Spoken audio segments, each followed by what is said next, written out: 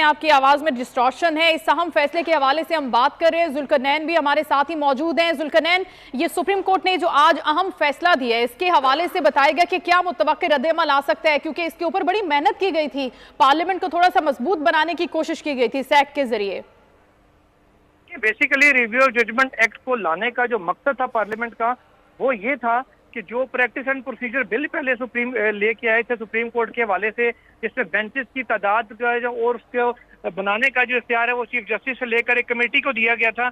उसके ऊपर आपको याद होगा सुप्रीम कोर्ट ने हुक्म इम्तना दे के उस कानून को मुअत्तल कर रखा था, उसका अमल दरामद उस पर नहीं हो पा रहा था। उस सिलसिले में क्योंकि बहुत सारी नजरसानी दरखास्तें भी हुकूमत की जानिब से अदालत में आनी थी, खासकर इलेक्शन का जो केस था, उस पस मंजर में इस कानून को लाया गया था कि अगर वो सुप्रीम कोर्ट ने सस्पेंड किया हुआ है तो दूसरा कानून अदालत के लिए सस्पेंड करना मुश्किल हो जाएगा। ये एक इम्तिहान में एक तरह से अदालत को डाला गया था साबिका हुकूमत की जानिब से। तमाम अदालत ने अब इसको इसी अंदाज में लिया कि उस कानून को सस्पेंड है, उस पर अभी तक स्टे अभी तक बरकरार है। जो दूसरा कानून नजरसानी की आड़ में लाया गया था नजरसानी के लिए, उसको अदालत ने एक कलअदम करार दिया है। तो अब चूंकि हुकूमत कोई इस वक्त मौजूद नहीं है, असम्बली तहलील हो चुकी है, सिर्फ वज़ीर-ए-आज़म डे टू डे अफेयर्स के लिए अपने ओहदे के ऊपर मौजूद हैं, तो जो भी रद्द-ए-अमल अब आना है वो सियासी जमातों की तरफ से आना है, क्योंकि मखलूत हुकूमत ही है। उन तमाम सियासी जमातों की इसमें इनपुट शामिल थी। इस कानून में सारे ही अदालत के हवाले से एक पेज के ऊपर थे। उनके जाती रद्द-ए-अमल जरूर आएंगे जिन्होंने इस बिल की हक में वोट दिए थे और जिन्होंने इस बिल को लाया था। वो पहले ही कह रहे थे कि पार्लियामेंट की कानून साजी को अदालत कलअदम करार नहीं दे सकती, पार्लियामान की ये तौहीन होगी। लेकिन अब क्योंकि पार्लियामेंट मौजूद नहीं है, तो जिन फोरम्स को इस्तेमाल करके अदलिये के खिलाफ तकारीर भी की जाती थी, वो अब सारा कुछ इनको प्रेस कॉन्फ्रेंसिस के जरिए करना पड़ेगा, क्योंकि जो खासकर साबिक वजीर कानून आज़म नसीर तारड़, उनकी जानिब से एक रद्द-ए-अमल का और वकला तंजीमों की जानिब से, खुसूसन पाकिस्तान बार काउंसिल की जानिब से जो शदीद रद्द-ए-अमल है उसकी तवक्को की जा रही है। क्योंकि पाकिस्तान बार काउंसिल और जो है दीगर जो वकला तंजीमें हैं वो प्रैक्टिस एंड प्रोसीजर और रिव्यू ऑफ जजमेंट इन दोनों की हिमायत में करारदादें भी मंजूर कर चुकी थी। ठीक है, और अब जो इनके खिलाफ दरखास्तें दायर की गई थी सुप्रीम कोर्ट ने उनको भी मंजूर कर लिया है। उनकी समाअत एक्सपेक्टेड कब है जुल्करनैन, के उन पर भी समाअत होगी सुप्रीम कोर्ट की जानिब से उन दरखास्तों पर? देखिए, वो 8 रुकनी बेंच है, अभी उसमें जो जजेस हैं 8 रुकनी वो पूरे दस्तयाब नहीं है। खासकर जस्टिस आयशा मलिक जो उस बेंच की रुकन है वो इस वक्त दस्तयाब नहीं है, वो अपनी जो गर्मियों की तातीलात हैं उनके ऊपर हैं।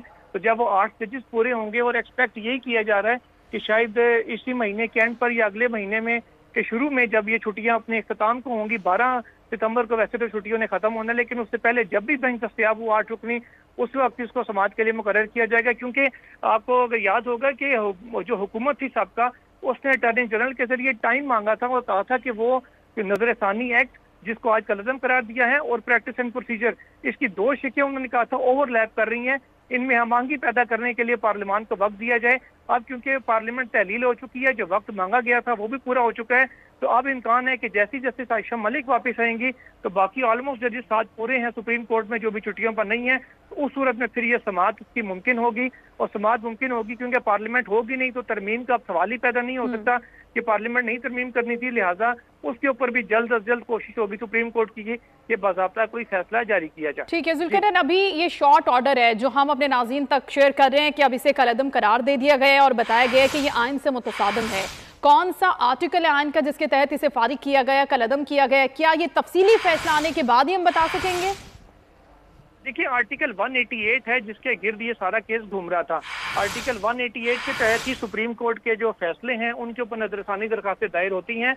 ये आर्टिकल 188 के तहत ही ये कानून बना था और उसी के मुतसादिम इसको करार दिया गया और कहा गया कि आर्टिकल 188 में जब तक तरमीम न कर दीजिए आईनी तौर पर जो पार्लियामान की दोनों ऐवानों से 2/3 अक्सरियत से मंजूर होनी है, जो सादा कानून साजी है एक बिल के जरिए, उसके जरिए इस किस्म की लेजिस्लेशन मुमकिन नहीं होगी। साथ ही साथ अदालत ने जो उसमें अपने केस के दौरान भी कहते रहे हैं, जो अपने फैसले में भी सुनाया है पढ़ के, वो यही कहा है कि पार्लियामेंट की कॉम्पिटेंस नहीं थी इस किस्म की कानून साजी करने की, यानी कि पार्लियामान इस किस्म की कानून साजी का इख्तियार नहीं रखती थी जो अदलिया के अंदरूनी मामलात हों, क्योंकि ये सारी चीजें वकील तब्दील ना करने की इजाजत हो या 30 दिन के अंदर रिव्यू फाइल करना हो या सेम बेंच ने रिव्यू सुनना हो, ये सारी बातें सुप्रीम कोर्ट रूल्स के अंदर मौजूद हैं।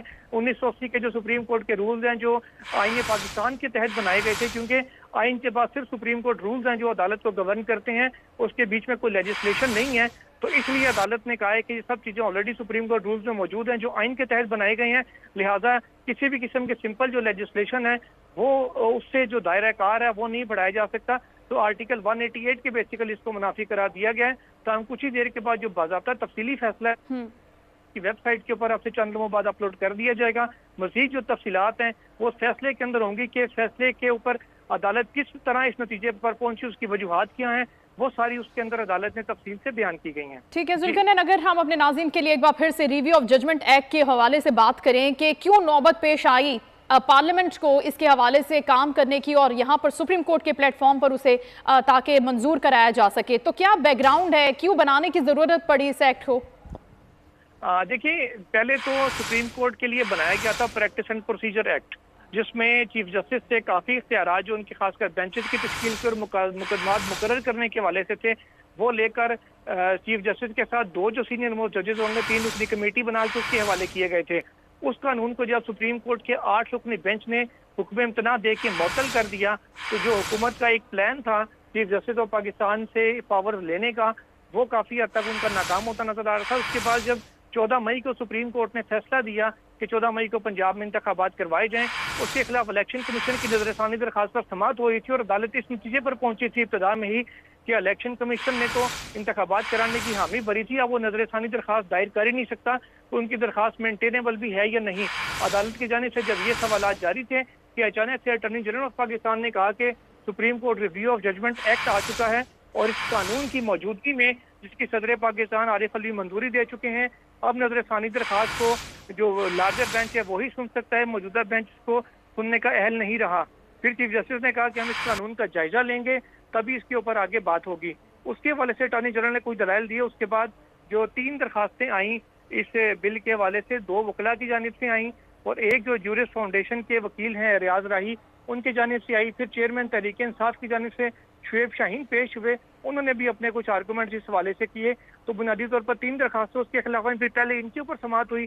इनके ऊपर जब समाअत मुकम्मल हो चुकी तो उसका फैसला आज अदालत ने सुनाया है।